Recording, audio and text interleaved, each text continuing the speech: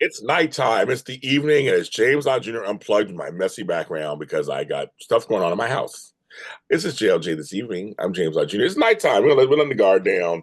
I'm like, whatever. You get to see all the craziness back there. We'll return at some point with the backgrounds again. My computer's acting up too. Apple, how can you do this to me? I'm trying to figure it all. I'm trying to figure it all out. So I'm only one person in the world. I'm gonna figure it out. Tonight's episode, because people were continuing, I'm answering questions from people, getting good guests or getting guests, period. People, all the time would say, well, James, well, we want you to interview all these people. Why don't you have them? I, I've kind of done a few shows where I explain to people kind of why I get guests or don't get guests. Guesses. So it's kind of an update. It's a 2025 update on that. For all of us, not just me. For anybody to get a guest on their show, there are usually a lot of hoops to jump. That's for everyone. That's not just for me. As it says for everybody. If a certain type of guests, some guests are easier to get than others. Just as you know, they are. Um, Also, there are people who are afraid to do interviews. That was something that really surprised me. I didn't know that. And as an outsider, I'm like, they do these interviews. Everybody's doing interviews, but you realize there are folks when it comes to artists. There are a lot of artists who are, on stage or in the camera. They're on. They are on. But off camera, to talk about themselves, it's not easy. And so one of my jobs as a host, actually, I had learned is to be compassionate and to be, almost a little soft and for some of these people and let them know that they're okay. And I get because you see it sometimes. There's some people, there's some bad interviewers out there, just are. But there are folks who have their own agendas too. And now with the advent of social media, when you see people like, I want to tear you to limb from limb, and you bring on a show, and I want, especially, I mean, I tell you, soap fans especially, your character they don't like, they want the host to come in and rip them a new one. It's like, no, we don't do that. It's like that's not what you do as a host. You don't invite somebody into your home and beat them up. That's not what you do. But that's something but it's a real thing. It's like, oh yeah, there's this whole thing where that that guest is nervous. They don't know what you're going to ask them. There's some shows where I'll ask you for the questions in advance. Some PR people ask you, I want the questions in advance, or at least what type of questions you'll be asking. They want to see kind of where you're going with this, right? I used to be super offended by that, but I say, but now as a person who's been interviewed, I get it a little bit. I get it. So I'm like, okay, um, and so then I'll provide questions, whatever. But see, for me, the interview is mostly not. I don't write down questions usually. I have like bullet points of things I want to talk about and hit. But a lot of times my stuff's just in the moment. And usually I'll ask before anyway, is there anything off topic, anything off limits? We don't. And it's just some things I just know for a fact I would never bring up. I'm not the type of journalist. I don't care about that. I'm not trying to get salacious tea out of you. I want some fun tea, but I'm not trying to get all the. If it comes out, it comes out, right? I mean, that's some really good interviews where all of a sudden you're like, that went completely somewhere I didn't plan. But getting guests, especially someone, I'm very proud of myself. I'm celebrating 10 years as a host this year, and I'm very proud of myself that I've been able to get, established people, veterans in certain industries, big time CEOs of big companies, um, just established people on my shows. And I'll tell you, usually the bigger the person, like, they have a lot of followers, the nicer they are. And like the least problematic. Like, I mean, when I say problem, I mean like sometimes there'll be 20, 30 emails before they even come on the show. I'm like, how's the lighting? I was impressed when I was doing it in person. How's the lighting? How's it this? What's that? And then they got on the show and they're okay. And a lot of these are from like the people who are not even that big. I'm like, I would say it, B and C list and D list celebrities and people who have like a few followers. I'm like, and you're so worried about all this stuff.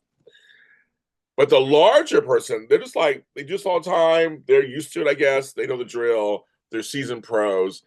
It's like, I thought it'd be the opposite. So I got wrong. I was wrong. I have to say I was wrong. I thought, they're just some of the nicest people were some of the biggest folks that I've interviewed.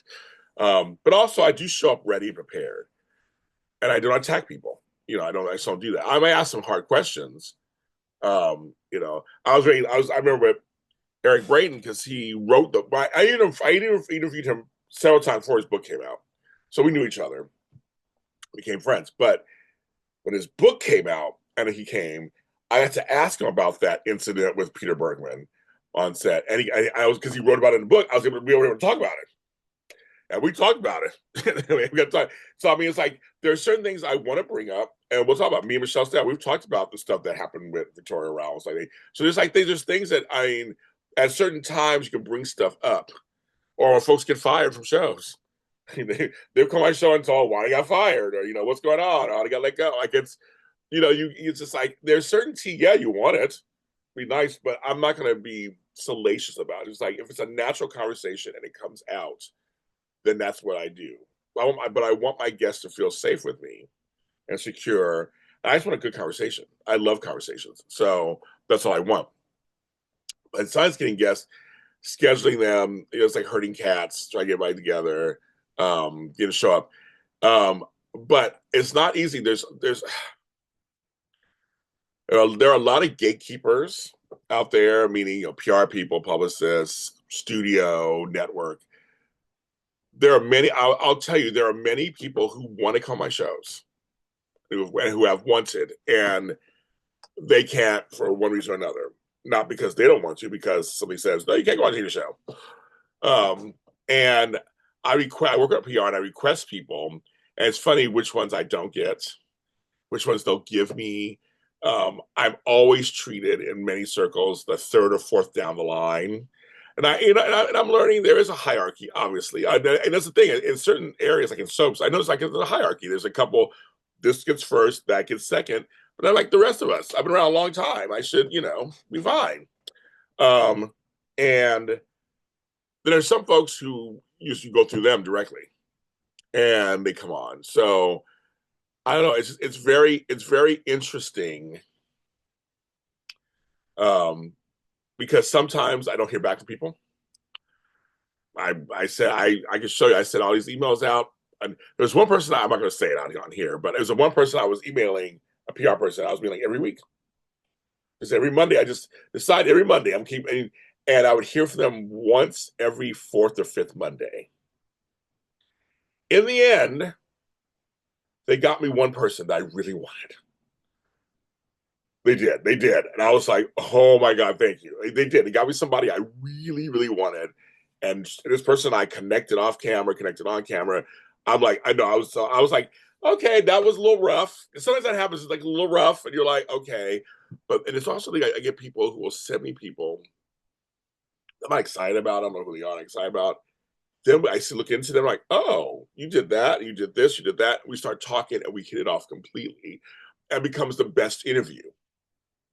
To me, people on their way up, or folks who've been around a long time, who are the B actors and C actors, and are like fifth and 10th on the call sheets, they have the best stories because they see everything. They see everything, and they're not part of it. Kind of, they're part of it, but they're not part of it. So like they see it. People who do a lot of episodic television or guests.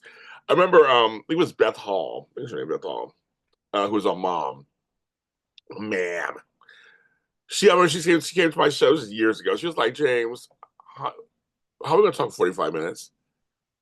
I was just like, she was like, I'm nobody. I mean, or whatever. I said, girl, we're going to talk 45 minutes.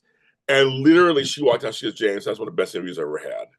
That was so much fun. And we talked we went almost an hour. I said, I don't what you do. I think everybody's interesting. Everybody has a story. I just think that you may not think you have something interesting to contribute, but I'm like, no, you do. Like, oh my God, I know how to. That's why I love researching people. So I know how to pick certain things. You go, oh, people like, you did your research. Oh yeah, I do certain things. I'll pull out and be like, oh my God. Kate Fairbanks, when we talked with Taraya and talked about, when I found out she was in the cast and on the cast recording of Heather's the musical, which I saw in New York, and she was in that cast. It's like I'm on that. I'm on it. I'm like, oh my, there's her name. We have to talk about that. That's a gem. There's like that. That happens. It's like I love when that happens on interviews. So I mean, you just never know, right? But it's not. I'm just telling you guys, folks out there. I always tell people, if you want me to have somebody on my show, because it has worked. It has worked. Gently talk to your favorite star and say, I want you to be on this show as my favorite interviewer, James Lott Jr. Tag us together. Seriously, enough you do, enough people, it does get recognized. And I'm telling you, the reason why I'm friends with Maurice Bernard, I interviewed his son. I haven't interviewed him yet. We're trying to set that up. And yeah, I haven't been on his show yet. We're trying to work that out. But we've become friends because people kept saying, you should meet James Lott Jr. And he reached out to me. Maurice Bernard, of course, plays Sonny on General Hospital. And Mo is great. And his wife, they're all great. We have each other's phone numbers. Like, we work together. It's wonderful. And another person too did that. I forgot who somebody else did. So they're like, James, I heard you, but Josh Kelly, another one. Tony Moore was like, James would love to have you on a show. Josh Kelly's an actor who's been on many things. He's on General Hospital. And he and I had a great time. Our interviews were great. So I'm like, so it's just like, so sometimes it does work, folks. By saying gently, like, don't just, aggressively come at them. But be like, yeah, James, this is guy, James Lott Jr., you should be on his show. He's great. And sometimes it works. And some folks just don't know who I am. I don't know everybody in the world. I know a lot of people. You'd be always surprised. I know. I have a lot of, my tentacles are out there, but I don't know everybody. And there also are folks who know of me and have heard, go, oh, I've heard of JLJ, I've heard of James Lott Jr. They just don't know me. And so sometimes you just need a connection. And fans are great connectors too. It's not just fellow colleagues, but fans are great connectors too. Right? So trust me, I want everybody on my shows. I'm doing my best. And I want to thank all the PR firms who do trust me with their people, who reach out to me, send me talent all the time. I love talking to them and having them on my shows. This is one of the most fun jobs I can ever have. Seriously. I mean, I think my lucky stars every day that I can make a living off of this. It's a low living, but I'm making a living off of this. So I love that. This is JLJ this evening. Of course, I said this week's JLJ this week. Next week will be JLJ After Dark. We kind of go back and forth. Audio and video. You can find us. Talk to you tomorrow night. Next time.